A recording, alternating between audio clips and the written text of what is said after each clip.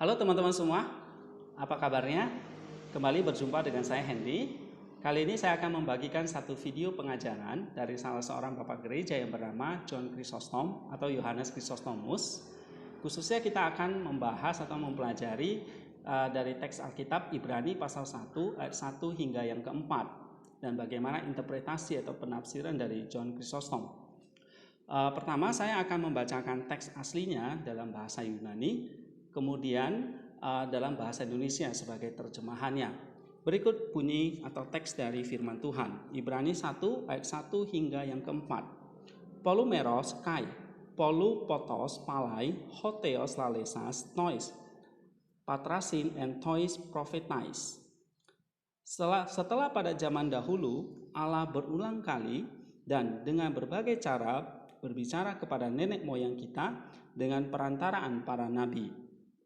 Et ekas tuton hemeron, tuton elalesan hemin en huyo, ho eteken kleronomon panton, dia hu kai epoiesen tus ayonas. Maka pada zaman akhir ini ia berbicara kepada kita dengan perantaraan anaknya yang telah ia tetapkan sebagai ahli waris segala sesuatu. Melalui dia Allah menjadikan alam semesta.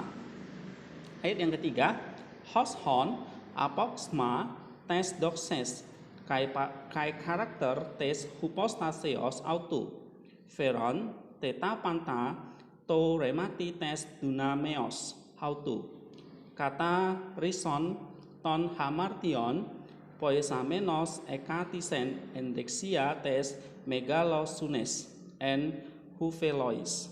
Dialah cahaya kemuliaan Allah dan gambar keberadaan Allah yang sesungguhnya, dan menopang segala yang ada dengan firman-Nya yang penuh kekuasaan. Setelah selesai mengadakan penyucian dosa, ia duduk di sebelah kanan yang maha besar di tempat yang tinggi. Ayat yang keempat, tos soto krepton genomenos ton angelon hoso diaforoteron par autus kekreno morekon honoma. Jauh lebih tinggi daripada malaikat-malaikat, sama seperti nama yang dikaruniakan kepadanya jauh lebih istimewa daripada nama mereka.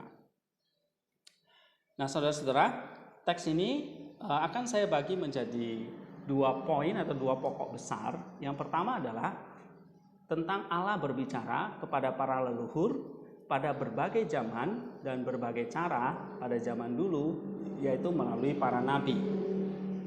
Poin yang kedua adalah tetapi pada zaman akhir ini Allah berbicara kepada kita melalui anaknya sendiri. Nah, anaknya di sini dikatakan yang Allah telah tunjuk sebagai ahli waris atas segala hal. Melalui dia Allah menciptakan alam semesta. Yang ketiga, yang duduk di sebelah kanan yang maha besar di tempat tinggi. Yang keempat, dia adalah cahaya kemuliaan Allah. Dan yang kelima, gambar wujud Allah. Keenam, dia menopang segala yang ada dengan firman kuasanya. 7, dia sendiri telah menyucikan dosa-dosa. Yang kedelapan, dia jauh lebih baik daripada malaikat-malaikat. Dan yang kesembilan, dia mewarisi nama yang jauh lebih indah daripada mereka. Jadi di sini ada 9 hal atau deskripsi yang dijelaskan oleh penulis Ibrani ini, yaitu Rasul Paulus, ya, tentang siapa anaknya atau siapa Yesus Kristus itu. Ada 9 poin, ya, bahwa dia adalah ahli waris, dia adalah Allah yang menciptakan alam semesta, duduk di sebelah kanan Allah yang maha besar di tempat yang tinggi. Dia apausma, ya, cahaya kemuliaan Allah. Kemudian gambar wujud Allah, karakter, ya. Kemudian dia menopang segala yang ada dengan firman kuasanya. Dia menyucikan dosa-dosa. Dia lebih tinggi daripada malaikat dan dia mewarisi nama yang lebih indah daripada para malaikat. Teks ini tadi saya katakan dibagi menjadi dua bagian besar. Ya, pertama Allah berbicara, ya, firman Allah atau wahyu Allah di sini turun kepada para leluhur. yaitu para bapak bangsa Israel. Ya, bukan bangsa yang lain tetapi bangsa Israel sebagai satu umat pilihan Allah melalui perantaraan para nabi. Ya, kita bisa baca dalam Bilangan 12 ayat 6, Yoel 2 ayat 28. Nah, wahyu Allah atau firman Allah ini datang melalui para nabi dan ada di banyak bagian. Di situ bahasa aslinya adalah polimeros. Ada dengan banyak hal atau politropos. Ya, jadi wahyu Allah itu turun kepada para nabi dengan polimeros, dengan banyak bagian dan banyak hal atau politropos. Namun para nabi hanya memahami sebagian dari pikiran atau firman logos Allah tersebut. Sebab mereka juga punya kapasitas pemahaman yang terbatas sebagai makhluk ciptaan. Tetapi mereka memahami sebagian dari firman atau logosnya Allah tersebut. Tetapi pada sang anak adalah pikiran atau logos Allah itu sendiri, ya, itu beda. Maka kepenuhan wahyu itu ada pada sang anak, sebab dialah logos atau firman Allah itu sendiri yang akhirnya berinkarnasi jadi manusia, yaitu Yesus Kristus. Nah, para nabi memang memiliki pesan dari Allah sendiri. Mereka memiliki firman Allah, tetapi mereka sendiri bukan firman Allah itu. Nah, anak itu dulu, sekarang, dan selamanya adalah firman Allah itu sendiri. Ya, jadi anak bukan hanya saat dia berinkarnasi, tetapi dari kekal dulu, sekarang, dan sampai selamanya firman Allah itu sendiri. Nah, firman Allah ini jelas tercatat di dalam kitab-kitab perjanjian lama. Ada satu bangsa yang yaitu melalui keturunan Abraham, lalu Israel, ya, Yakub, ya, dipilih Allah untuk menyampaikan pesan Allah kepada bangsa Israel bahwa akan ada satu Mesias, yaitu Sang Kristus, yaitu Sang Penebus yang akan datang melalui garis keturunan bangsa ini untuk menebus dosa seluruh umat manusia. Ya, kita bisa baca di dalam Matius pasal 1 ayat 1 sampai 16, ya. Yohanes 1 ayat 29 sampai 31, kemudian nubuat Yesaya 53 ayat 6 sampai 7, 1 Petrus 1 ayat 18 dan 19, Lukas 24 ayat 46 sampai 47. Saya akan bacakan yang versi Lukas, ya. Lukas mengatakan di dalam Lukas 24 ayat yang ke-46 sampai 47. Demikian yang dicatat oleh Lukas. Katanya kepada mereka, ada tertulis demikian, Mesias harus menderita dan bangkit dari antara orang mati pada hari yang ketiga. Dan lagi, dalam namanya berita tentang pertobatan untuk pengampunan dosa harus disampaikan kepada segala bangsa, mulai dari Yerusalem.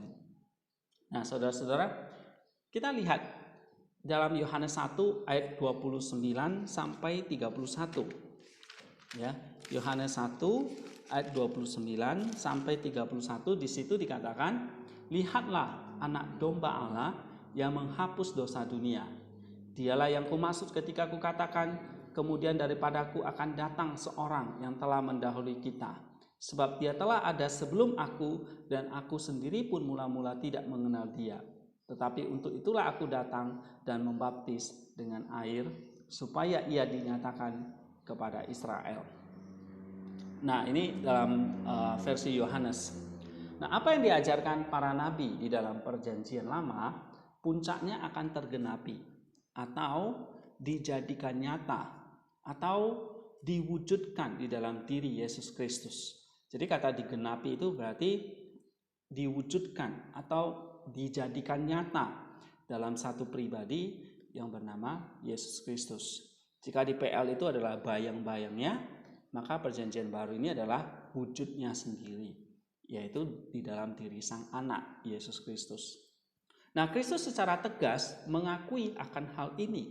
Kita baca dalam Matius 5 ayat 17, janganlah kamu menyangka bahwa aku datang untuk meniadakan hukum Taurat atau kitab para nabi.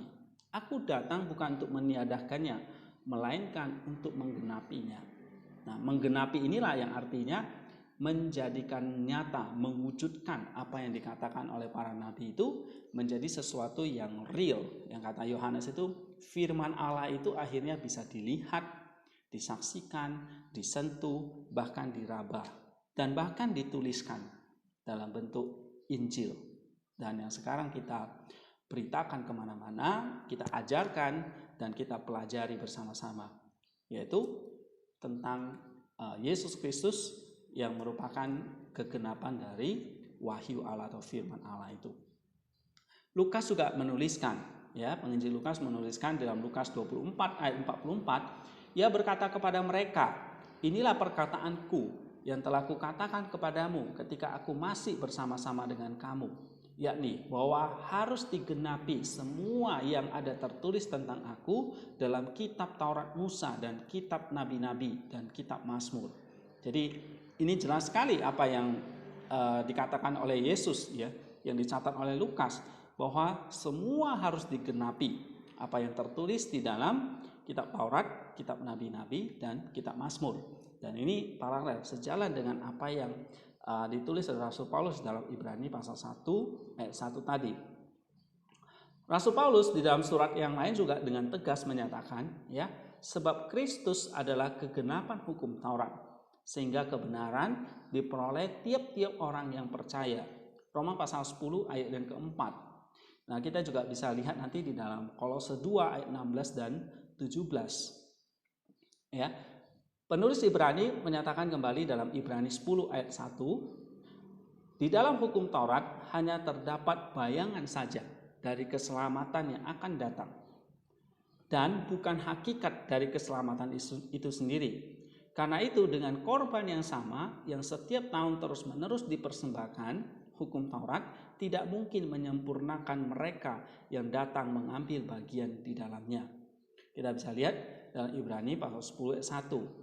Kita lihat juga nanti dalam Ibrani pasal 8 ayat 5, pasal 9 ayat 11 itu menjelaskan hal yang sama.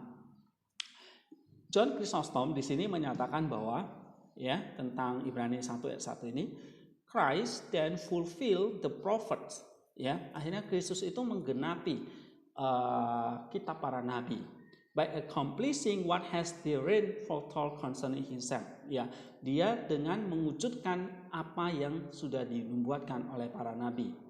And the law, maksudnya hukum Taurat, first by transgressing none of its precepts, secondly by justifying by faith, which the law could not do by the letter. Hukum Taurat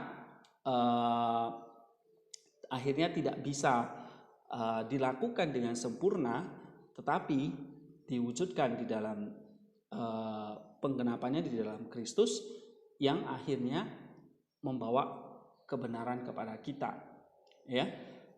Nah, seperti yang dikatakan oleh Rasul Paulus di dalam Roma pasal 10 ayat keempat, Kristus adalah kegenapan hukum Taurat dan akhirnya kebenaran diperoleh tiap-tiap orang yang percaya. Kita lanjutkan, kita perhatikan di sini bahwa Allah ternyata berbicara kepada umatnya secara gradual, secara bertahap sampai pada puncaknya, ya, seperti kalau kita naik tangga itu secara bertahap, tetapi sampai the top, sampai puncaknya, sampai akhirnya atau di ultimate-nya. Firman Allah secara bertahap disampaikan oleh para nabi pada berbagai zaman dan berbagai cara, dan pada puncaknya firman Allah itu disampaikan oleh Sang Anak. Ya, ini yang diajarkan oleh John Chrysostom kepada kita. Firman Allah tidak disampaikan oleh siapapun kecuali melalui Anak. Pertanyaannya, siapa Anak itu?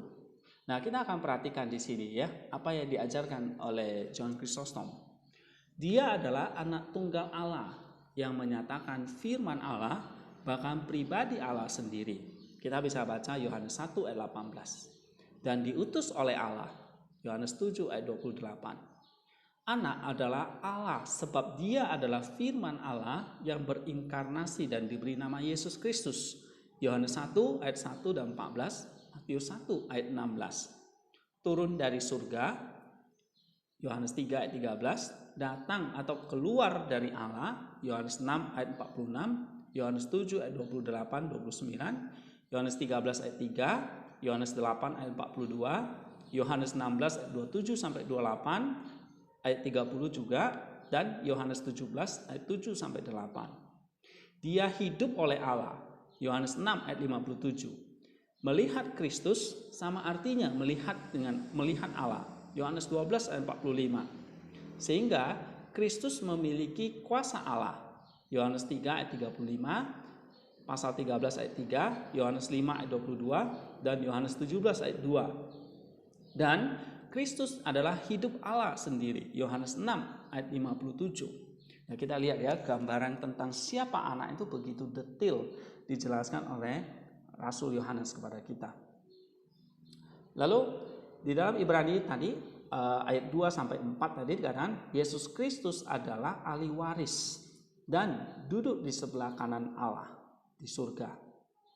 Nah, ini menunjukkan bahwa Kristus adalah Maha Kuasa. Dia yang pada akhirnya akan menang. Dia yang adalah Alfa dan Omega, awal dan akhir. Dia yang duduk di tahta dan memerintah di atas alam semesta. Nah, kita bisa lihat di dalam Efesus 1 ayat 20 sampai 22, demikian ditulis oleh Rasul Paulus, yang dikerjakannya di dalam Kristus dengan membangkitkan dia dari antara orang mati dan mendudukkan dia di sebelah kanannya di surga, jauh lebih tinggi daripada segala pemerintah dan penguasa dan kekuasaan dan kerajaan dan tiap-tiap nama yang dapat disebut, bukan hanya di dunia ini saja, melainkan juga di dunia yang akan datang. Dan segala sesuatu yang telah diletakkannya di bawah kaki Kristus, dan dia telah diberikannya kepada jemaat sebagai kepala dari segala yang ada. Nah, saudara-saudara, melalui Kristus segala sesuatu diciptakan. Ya, tadi kita baca dalam Ibrani juga, kemudian dalam Yohanes 1 ayat 3, Kolose 1 ayat 16, 1 Korintus 8 ayat 6, Ibrani 11 ayat 3.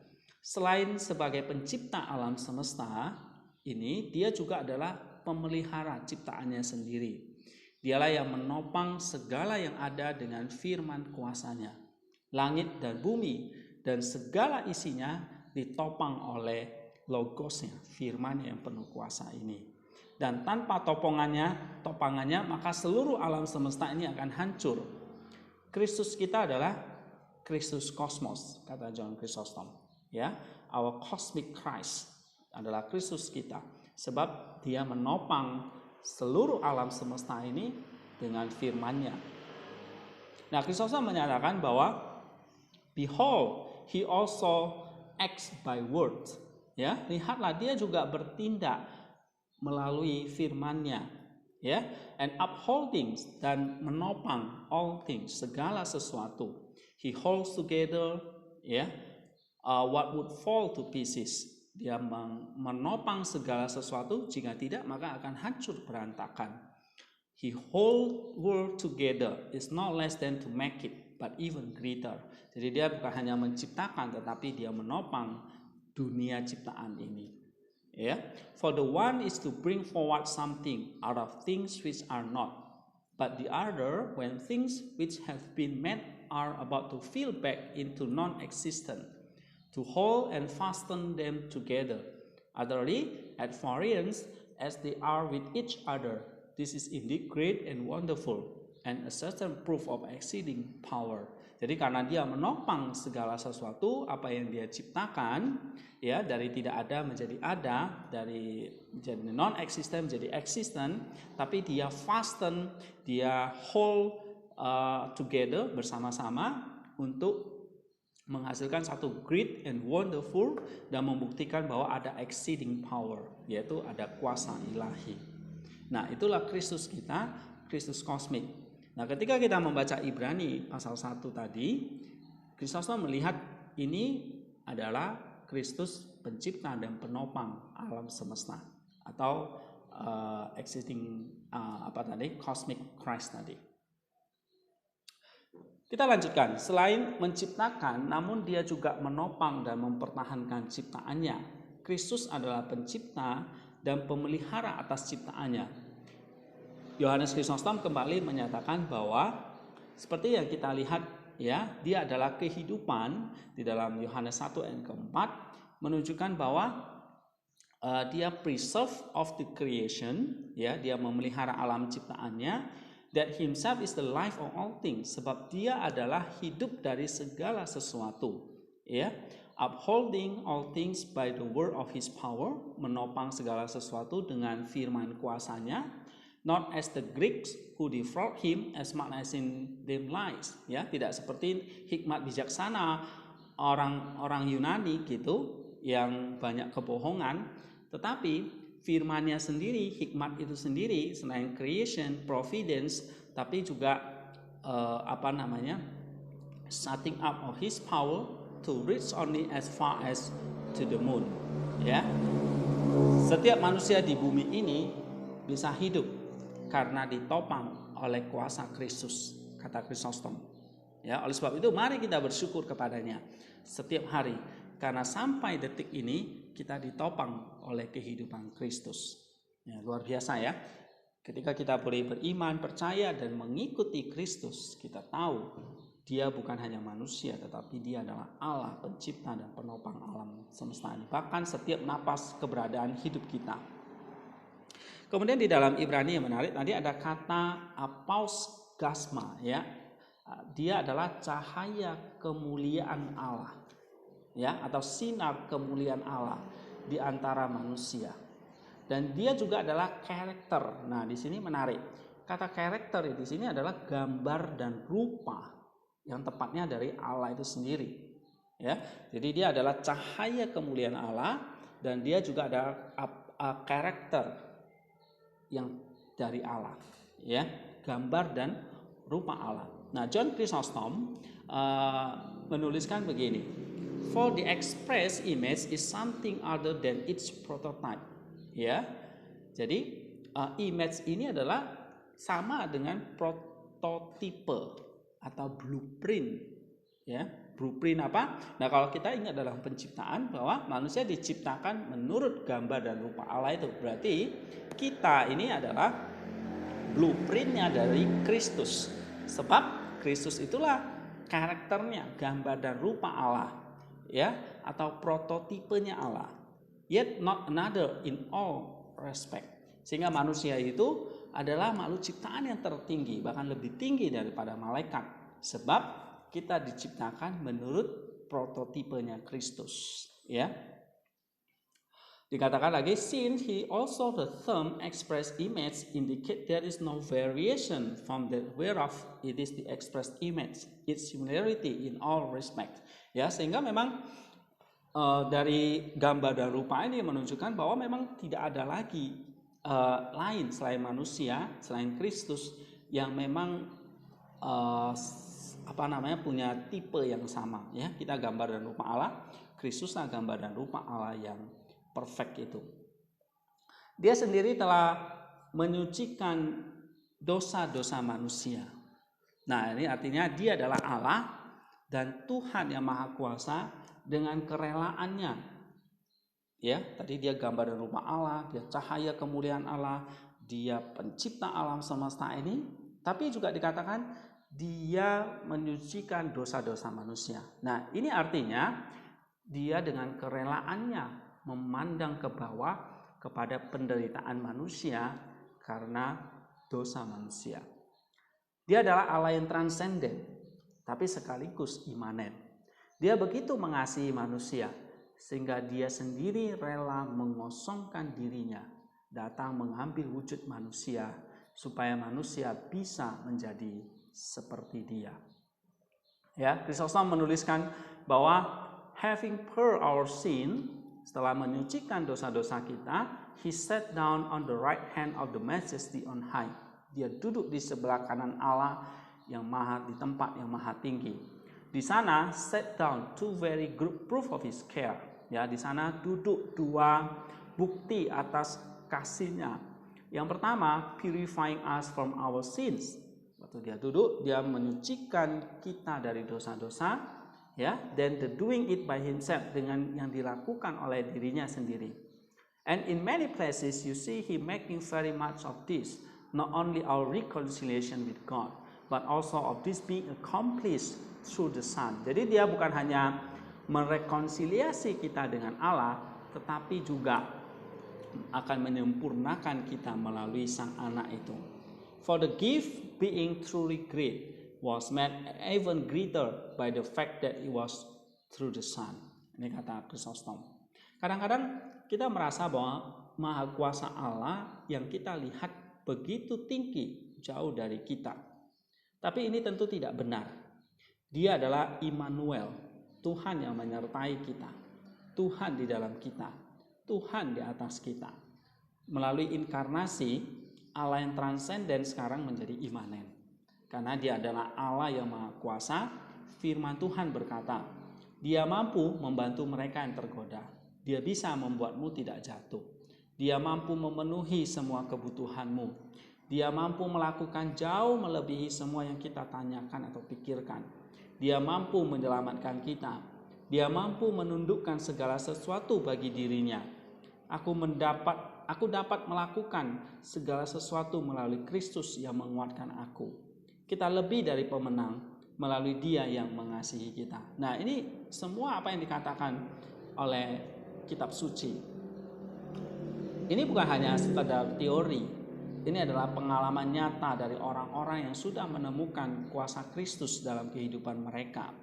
Ya, kalau kita baca di dalam Yudas 1 ayat 24 sampai 25, bagi Dia yang berkuasa menjaga supaya kamu jangan tersandung dan yang membawa kamu dengan tak bernoda dan penuh dengan kegembiraan di hadapan kemuliaannya Allah yang Esa, juru selamat kita oleh Yesus Kristus Tuhan kita. Bagi Dia adalah kemuliaan, kebesaran, kekuatan dan kuasa sebelum segala abad dan sekarang dan sampai selama-lamanya. Amin. Ya, ini dicatat oleh Rasul Yudas. Saudara-saudara, kesimpulannya adalah Rasul Paulus menyimpulkan dengan baik siapa Kristus itu. Ya, Ia adalah gambar Allah yang tidak kelihatan, yang sulung, lebih utama dari segala yang diciptakan. Karena di dalam Dialah telah diciptakan segala sesuatu yang ada di surga dan yang ada di bumi, yang kelihatan dan yang tidak kelihatan, baik singgasana maupun kerajaan, baik pemerintah maupun penguasa. Segala sesuatu diciptakan oleh Dia dan untuk Dia. Ia ada terlebih dahulu dari segala sesuatu dan segala sesuatu ada di dalam Dia. Ialah kepala tubuh, yaitu gereja.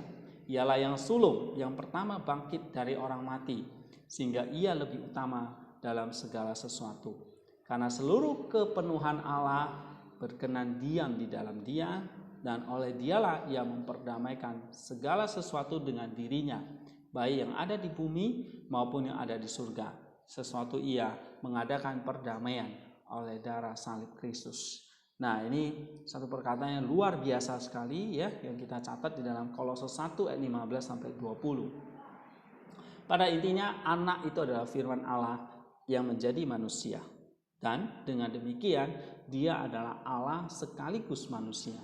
Ya, Yohanes 1 ayat 1 dan 14. Pada zaman akhir ini Allah berbicara melalui Dia yang adalah Allah sekaligus manusia. Allah melalui anaknya berbicara kepada kita hal-hal yang memang menjadi puncak dari firman yang disampaikan oleh para nabi. Ya, sebab dikatakan dalam Ibrani 1 ayat 1 tadi, Kristus adalah the ultimate of the logos. Oke, jika kalau dalam perjanjian lama nabi-nabi itu hanya menerima sebagian-sebagian, maka dalam diri anak itulah tergenapi, ya, terpenuhi firman Allah itu. Tidak heran Allah mengutus anaknya yang tunggal ini untuk menyampaikan firman yang ultimate ini. Tidak ada firman Allah yang lain lagi kecuali yang disampaikan oleh anak. Karena apa yang disampaikan oleh anak merupakan yang ultimate, yang terakhir. Jadi tidak ada lagi nabi, tidak ada lagi tidak ada lagi firman Allah yang lain. Sebab semua sudah digenapi di dalam diri Yesus Kristus, ya. Dialah perantara terakhir yang diutus oleh Allah, sehingga ketika sang anak berkata, "Akulah jalan dan kebenaran dan hidup, tidak ada yang datang kepada Bapa kalau tidak melalui aku." Yohanes 14 ayat 6. Maka apa yang dikatakannya adalah kebenaran Karena apa yang disampaikan itulah yang ultimate, yang penuh, yang terakhir. Tidak ada lagi firman Allah kecuali melalui Sang Anak tersebut. Artinya tidak ada jalan dan kebenaran dan hidup yang lain kecuali pada diri Sang Anak, yaitu Yesus Kristus.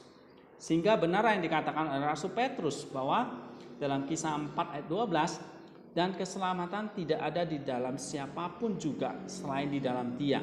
Sebab di bawah kolong langit ini tidak ada nama lain yang diberikan kepada manusia yang olehnya kita dapat diselamatkan. Setiap perkataannya itu adalah final dan kebenaran. Sehingga kita boleh dengan sangat yakin bahwa apa yang dikatakannya itu adalah kebenaran. Dan kita boleh bergantung pada setiap perkataan yang keluar dari mulutnya. Seperti yang dikatakan oleh Rasul Petrus, perkataanmu adalah perkataan hidup yang kekal. Yohanes 6 ayat 68. Jadi luar biasa ya apa yang diajarkan oleh Bapak Gereja kepada kita. Sebab itu hidup kita bergantung pada perkataan Sang Anak. Sehingga sangat wajar kita pun wajib menuruti perkataannya.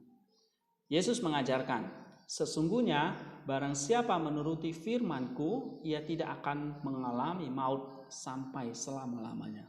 Sebab dia adalah the ultimate of the Logos tadi. Sebab firman yang disampaikannya adalah firman yang final yang berasal dari Allah. Yohanes 7 ayat 16. Tidak ada lagi firman Allah selain yang disampaikan oleh Anak. Dia adalah kegenapan, the ultimate dari wahyu Allah. Maka marilah sebagai penutup kita meresponi firman Allah ini dengan semakin kagum, ya, semakin hormat, dan paling penting adalah semakin taat kepada apa yang Yesus katakan yang merupakan jalan dan kehidupan dan hidup, ya, karena perkataannya adalah kebenaran yang final tadi.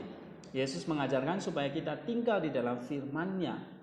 Dengan demikian kita adalah orang-orang yang mengasihi Dia. Ya, di dalam Yohanes 14 ayat 15. Demikian apa yang diajarkan oleh John Chrysostom, ya, tentang Ibrani pasal 1 ayat 1 sampai 4 ini. Semoga ini menolong kita untuk memahami, mengenal, bahkan menghidupi siapa Yesus Kristus yang kita sembah dan kita imani itu. Pertanyaannya dari apa yang dijelaskan, ya, ketika Yesus Kristus adalah kegenapan dari firman Allah itu, ketika firman Allah itu hanya berupa message, pesan-pesan, ya, yang ditangkap sebagian oleh para nabi. Nah, sekarang firman itu benar-benar turun jadi manusia seutuh-utuhnya, jadi pribadi untuk membagikan keselamatan, cinta kasihnya, pengorbanannya untuk semua manusia. Jadi siapapun, tidak memandang apa agamanya, sukunya, latar belakangnya, bangsanya, ya, kelas sosial, kaya, miskin, siapapun mereka boleh datang menghampiri kebenaran yang adalah pribadi Kristus itu. Kebenaran di sini bukan konsep, bukan sains, bukan filsafat, bukan logi-logi atau ilmu apapun di dunia ini. Tetapi the truth itself is the person of Jesus Christ, who is God and human as well. Ya, jadi kebenaran itu adalah pribadi Yesus Kristus itu sendiri. Siapapun, ya, yang percaya kepada Dia akan memperoleh jalan kehidupan, kebenaran, akses kepada Allah Sang Pencipta kita. Sehingga sekali lagi, saudara-saudara semua, ya, baik yang sudah percaya maupun yang masih ragu, ya, ataupun yang masih mencari kebenaran, kiranya Roh Kudus menolong kita semua. Kiranya Allah yang Maha Pengasih itu membuka hati kita untuk menerima Kristus sebagai kebenaran yang ultimate ini. Tidak ada firman Allah yang lain selain di dalam diri anak ini. Sebab anak ini sudah kegenapan dari firman Allah itu sendiri. Sebab dia adalah firman Allah yang benar-benar turun jadi manusia.